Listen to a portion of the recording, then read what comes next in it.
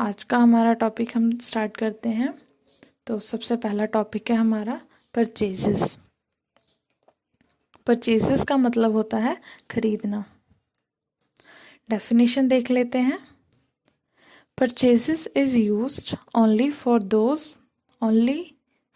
The goods bought by a business for resale, in which also include raw materials.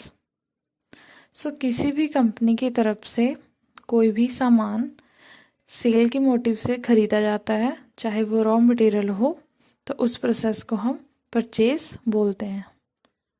In simple language में किसी भी company की तरफ से कोई भी सामान का खरीदा जाना, उसे हम परचेज बोलते हैं। उस प्रोसेस को हम परचेज बोलते हैं। सो purchase has two types. First is cash purchase and second one is credit purchase. जो कैश परचेज है, when company bought goods in cash. जब भी कोई कंपनी कोई सामान कैश में परचेज करती है, उसे हम कैश परचेज बोलते हैं। मतलब जिसमें एट अ टाइम में पेमेंट कर दिया जाता है। नेक्स्ट है हमारा credit purchase. When company bought goods in credit. जब भी कोई कंपनी सामान खरीदती है क्रेडिट में, मतलब पेमेंट किया जाता है, उसे हम क्रेडिट परचेज बोलते हैं। नेक्स्ट है हमारा sale. Sold those products in which the business और कंपनी डील इन। कंपनी जिस भी सामान की उसकी कंपनी है, जिस भी सामान की वह डीलिंग करते हैं, उन सामान को कस्टमर्स को सेल करना, उसे हम सेल्स बोलते हैं। बेचना मतलब सामान को बेचना। Sales has two types. Sale दो प्रकार की होती हैं। एक है कैश सेल, दूसरा है credit sale. Cash cell when company sold goods in cash. किसी भी कंपनी की तरफ से कोई भी सामान जब कैश में बेचा जाता है, जिसमें at a time payment receive कर लिया जाता है, उसे हम कैश सेल बोलते हैं। नेक्स्ट है हमारा credit sale. If the sale on credit, then the customer is allowed to pay at a later date, means goods are sold without receiving immediate payment. जैसे कि मैंने आपको पहले ही बताया कि क्रेडिट का मतलब होता है उधार, एंड क्रेडिट सेल मतलब उधार में बेचना। जब भी आप किसी कस्टमर को कोई सामान बेचते हो, तो आप उसे अलाउ करते हो कि वह पेमेंट लेटर डेट मतलब आने वाले टाइम में हमें पेमेंट करे। हम उससे इमीडिएट किसी भी तरीके की कोई पेमेंट रिसीव नहीं करते, तो उसे हम क्रेडिट सेल बोलते हैं। नेक्स्ट है हमारा परचेज रिटर्न। परचेज रिटर्न को रिटर्न आउटवर्ड भी बोलते हैं। खरीदे हुए सामान को वापस करना। डेफिनेशन देख लेते हैं। It is that part of goods purchased which is return to the seller.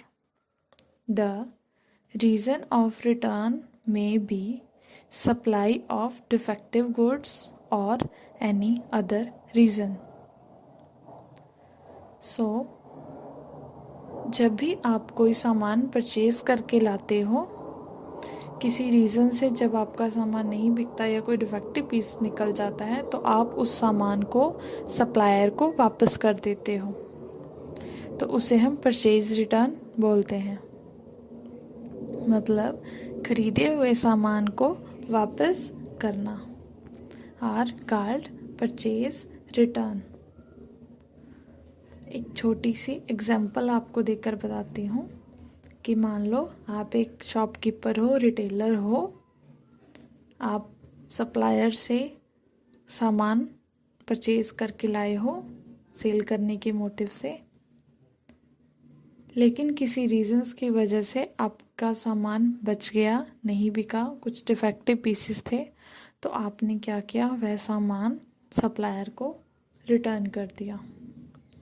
तो उस प्रोसेस को हम क्या बोलेंगे, परचेज रिटर्न, मतलब खरीदे हुए सामान का वापस करना। आर कार्ड परचेज रिटर्न या फिर रिटर्न आउटवर्ड। नेक्स्ट है हमारा सेल रिटर्न। सेल रिटर्न को हम रिटर्न इनवर्ड भी बोलते हैं। डेफिनेशन देख लेते हैं।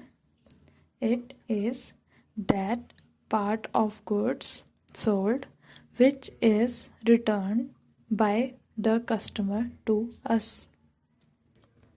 The reason of return may be expensive or supply of defective goods etc. Sale का मतलब होता है बेचना और रिटर्न का मतलब होता है वापस करना, मतलब बेचे हुए सामान का वापस आ जाना। जब भी आप किसी कस्टमर को कोई सामान बेचते हो लेकिन किसी रीजंस की वजह से कि वो डिफेक्टिव पीस है या फिर एक्सपेंसिव है तो वो आपको वापस कर देता है, तो उसे हम सेल रिटर्न बोलते हैं। फॉर एग्ज़ाम्पल के लिए, जैसे मैंने आपको लास्ट एग्जांपल भी दी अभी परचेज रिटर्न की, बिल्कुल वैसे ही एक छोटी सी एग्जांपल है। मान लो कि आप एक शॉपकीपर हो, आपने कुछ शर्टें बेची किसी कस्टमर को, लेकिन उस कस्टमर को वो शर्ट पसंद नहीं आई, डिफेक्टिव पीसेस थे, तो उन्होंने क्या है वो शर्ट आपको वापस कर दिया। तो वो सामान उन्होंने आपने उनको बेचा था और वही बेचा हुआ सामान आपको फिर से वापस आ गया। तो इस प्रोसेस लेंगे